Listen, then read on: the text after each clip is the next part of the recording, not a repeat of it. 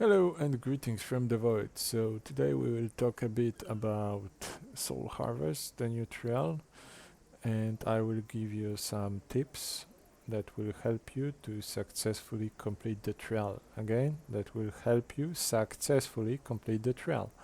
Those tips will be mostly for DPS classes, but any other class can try to implement them. I'm not using any DPS specific gear, those will be all universal tips. And I'm doing this because lately I can see that many people struggle with this trial, and this is quite easy one, to be honest.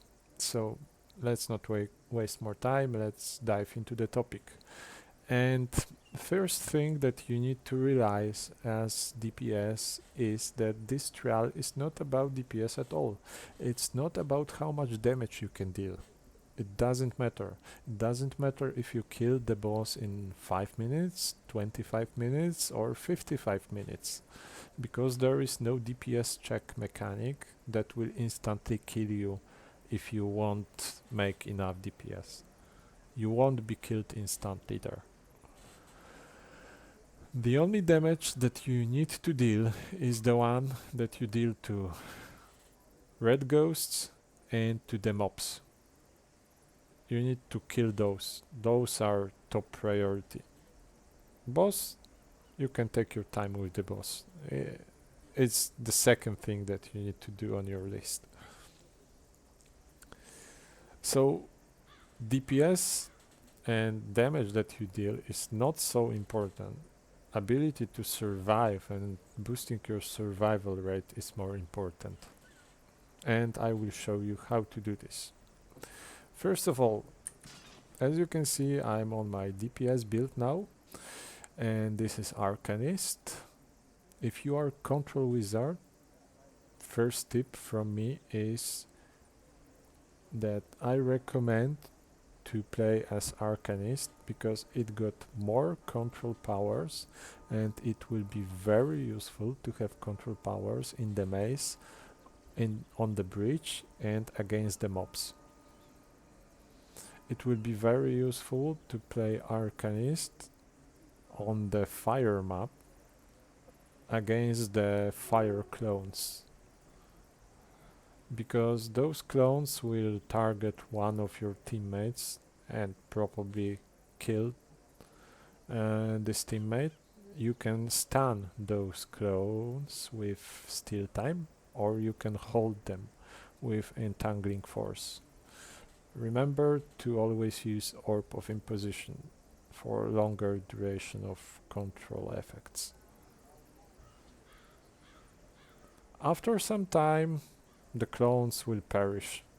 You need to stun them and hold them for enough time so they will perish and they won't attack your teammates.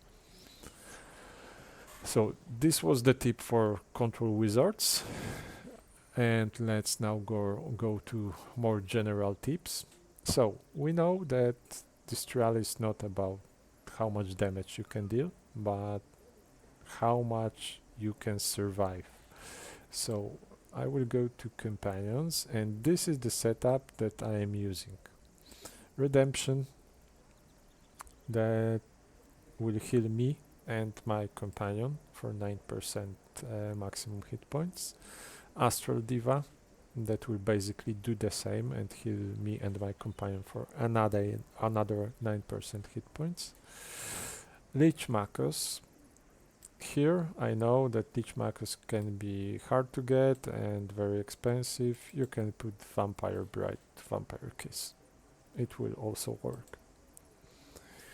Beside that, let me swap back to Lich Makos. Beside that, I'm using Raptor to boost my self and my companion's power stats. Peak Instinct. I know this is working only when you are being controlled, but inside the trial you will be controlled. For example, when your powers will be disabled. Randomly, some of your powers can be disabled, like at wills, like encounters, dailies, the same way they are disabled in the Reaper's challenge, and those are control powers being used over you. So in that moment, this will trigger. And here I am using basic book companion. You can check it over here. This is one from, I believe, April Fool's event.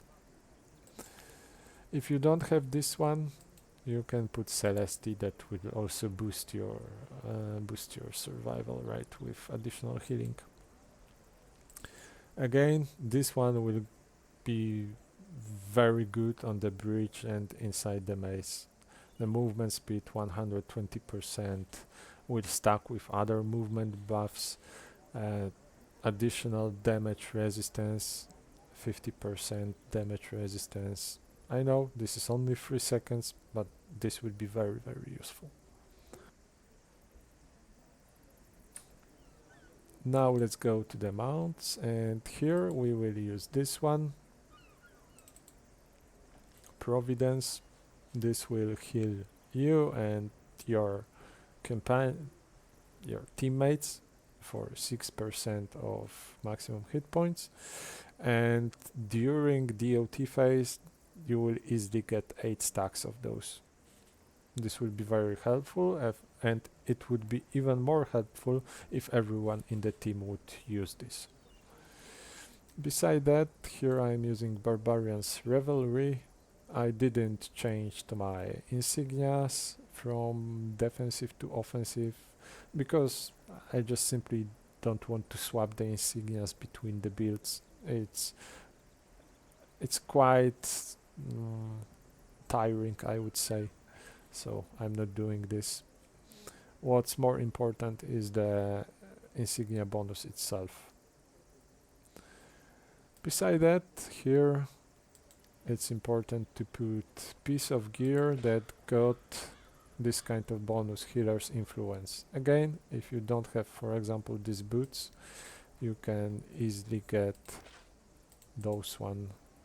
this armor from the Pirate Skyhold campaign store over here.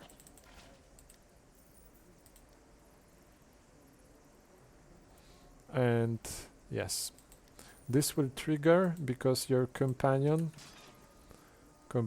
is considered an ally, and because you are using Redemption and Astral Diva, you will heal your companion, you will be healing your ally, and because you will be healing your ally, this one will trigger.